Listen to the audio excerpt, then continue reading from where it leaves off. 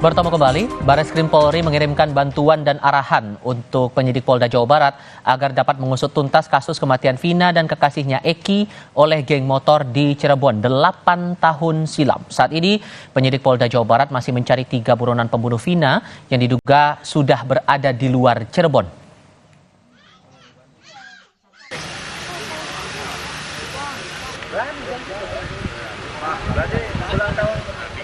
Bareskrim Polri selaku pembina fungsi atau satuan kerja pembina fungsi yang terkait dengan fungsi reserse ini telah melakukan atau memberikan petunjuk-petunjuk serta arahan yang sering kita sebutkan sebagai jukrah terkait penyelidikan dan penyidikan yang sedang ditangani oleh Polda Jawa Barat dalam kasus tersebut.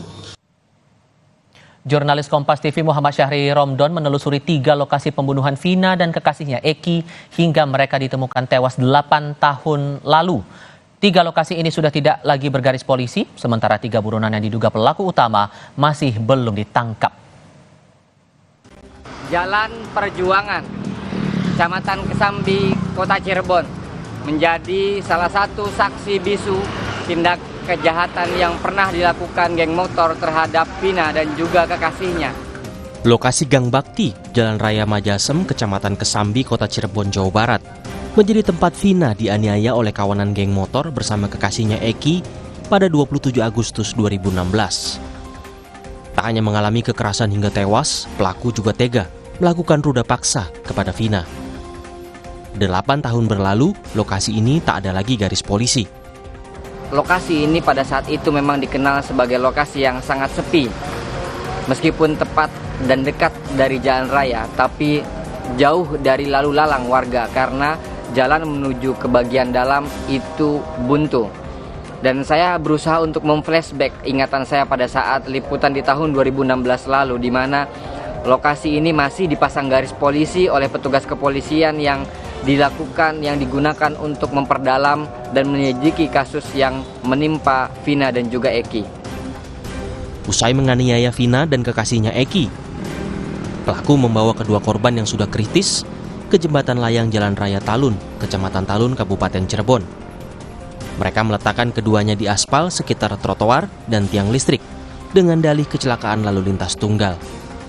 Tindakan pembunuhan dan juga ruda paksa terhadap Vina dan Eki, mereka membawa dari Majasem ke jembatan Talun atau Jalan Raya Talun, tepatnya di jembatan layang ini.